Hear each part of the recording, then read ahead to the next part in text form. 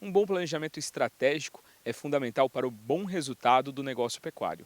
Este planejamento precisa incluir investimentos e também gestão.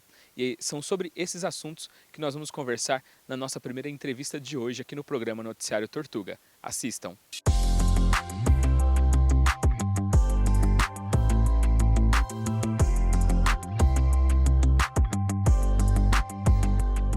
Para a gente falar um pouquinho do cenário da nossa pecuária, nós convidamos aqui o professor Maurício Palma Nogueira. Bem-vindo aqui ao nosso programa Noticiário Tortuga. É um prazer sempre, obrigado pelo convite. O prazer é nosso.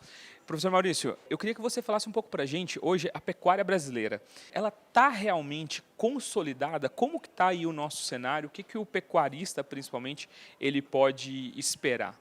Bom, nós podemos considerar isso de duas formas, né? Primeiro, falar da consolidação de mercado. Então, nós aí, provavelmente em 2023, vamos exportar cerca de 30% do que a gente produz, vai ser o nível mais alto, se tudo se confirmar. Mesmo mandando só 30% para fora, nós já estamos aí ocupando o primeiro lugar do ranking com 2 vezes mais quantidade exportada do que o segundo colocado. Então, nós estamos consolidados no mercado internacional. E aqui no Brasil, na parte de sistemas de produção, a gente também tem que pensar na consolidação da nossa estrutura de pecuária. Hoje, para a gente aumentar o volume de produção, nós temos que aplicar a tecnologia. Não dá mais para contar com um estoque muito grande de animais improdutivos. É fato que nós ainda temos uma produtividade muito baixa, na média, mas em termos zootécnicos de resposta de rebanho, provavelmente a quantidade de fazendas que se envolvem comercialmente, né, não aquele gado de subsistência, que a gente ainda tem bastante, estima aí uma quantidade até considerável de animais, mas as fazendas comerciais elas já estão dentro do que elas podem responder em relação ao estoque. Então, para eu aumentar a produção, a gente tem que ter um estímulo, o produtor tem que investir, tem que fazer tecnologia. Isso é muito bom, isso é positivo, porque cada real que entrar numa fazenda vai movimentar muito mais financeiramente na indústria de insumos, de serviço, de transporte, lá no frigorífico, enfim, a gente está num momento muito bom em termos de perspectiva de desenvolvimento. Por isso que a gente acredita no investimento muito maior para os próximos anos em aporte tecnológico. Esse cenário, ele começa a excluir pequenos, médios produtores, principalmente dessa cadeia mais comercial. Como está essa movimentação e o que eles precisam para continuar dentro do mercado?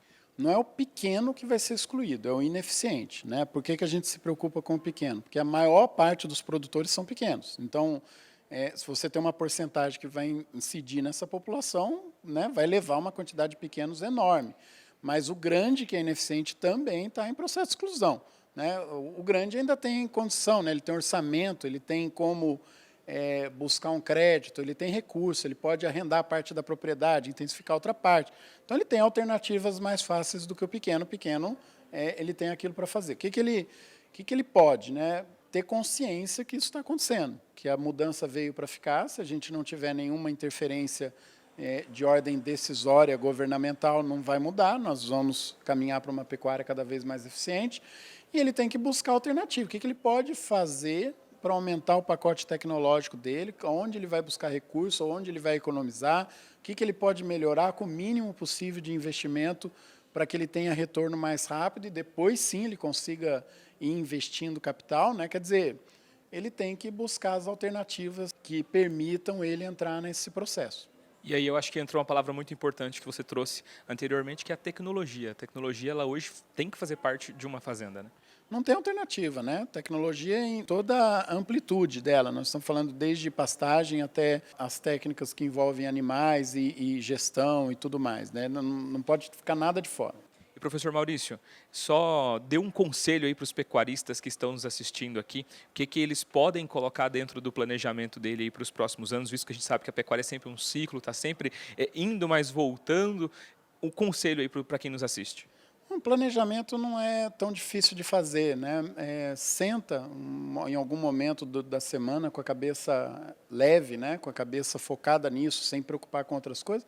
Faz um plano do que você tem na propriedade, do que te falta, né? Do que você pode fazer, melhorar, do que é melhor você priorizar, né? Por exemplo, às vezes você tem mudanças que você pode fazer no seu dia a dia que vai te dar um retorno mais rápido. Então, você começa com as próprias mudanças a gerar recursos para dar esse espaço. Senta e planeja.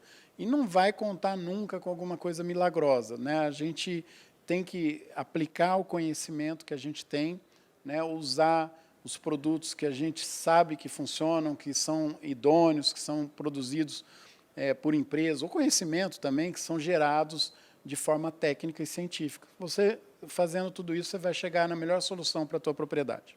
Maurício, obrigado por essas dicas aqui para o Noticiário Tortuga. Eu que agradeço, sempre um prazer.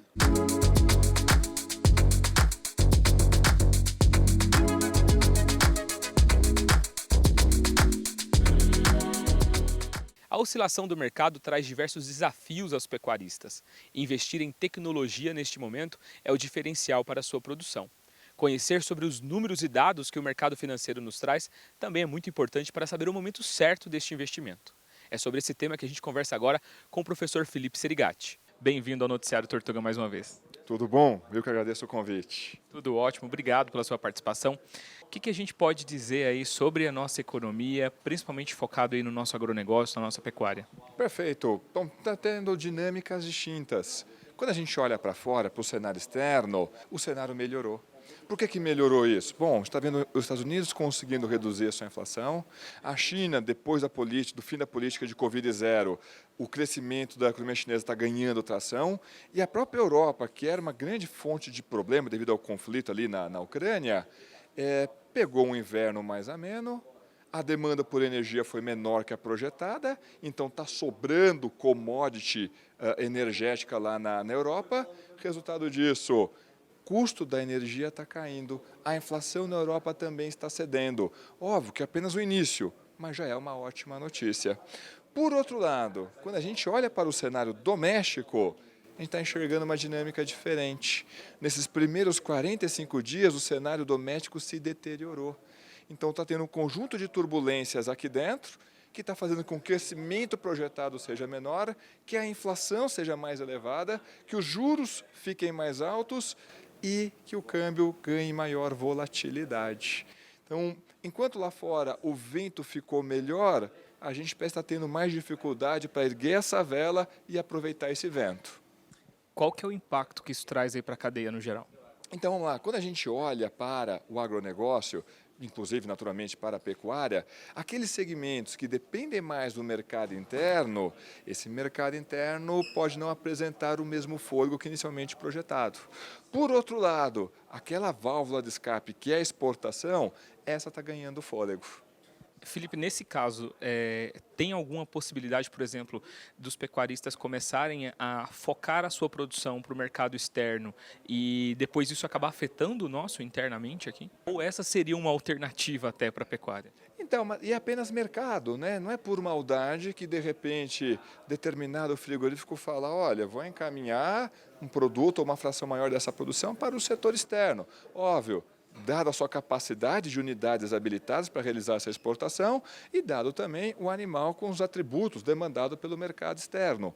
Mas, de qualquer forma, é apenas uma questão de mercado. De fato, tem muito forte essa sensação. E, de um lado, tem razão. Olha, dado o volume que a gente está exportando de carne, isso pressiona o preço aqui dentro. Só que o problema não é apenas esse. O problema é o brasileiro não está com renda para manter o mesmo consumo de carne bovina. E a solução não é, então, evitar a exportação. A gente tem que fazer com que a renda aqui fique maior. E Felipe, o produtor, a gente sabe que ele precisa de um planejamento, ele precisa fazer suas contas. Com o que ele pode contar aí para fazer esse planejamento ao longo desse ano? O que esperar aí para o nosso cenário financeiro, nosso cenário de mercado? Então vamos lá, as mesmas fontes de informação que estão disponíveis praticamente para todo mundo. É buscar essas informações, principalmente na imprensa. A imprensa em geral vai passar ali a síntese, né? Tenta buscar daquela fonte de informação, um instituto de pesquisa, de repente uma consultoria que sempre traz um dado aí diferente, aproveita essa informação. E ainda assim, mas como é que eu vou comer todas as informações? Tem que buscar maior qualificação. E essa qualificação não é apenas uma questão técnica, também melhorar a sua área de gestão. conhecimento ele vem se transformando cada vez mais, cada dia que passa, num dos tripés essenciais aí para o bom sucesso de qualquer negócio, incluindo o negócio pecuário, né? Sem dúvida alguma. Então, o conhecimento não é mais ali, sei lá, um ativo adicional. É praticamente um insumo de produção para que você consiga realizar a sua produção.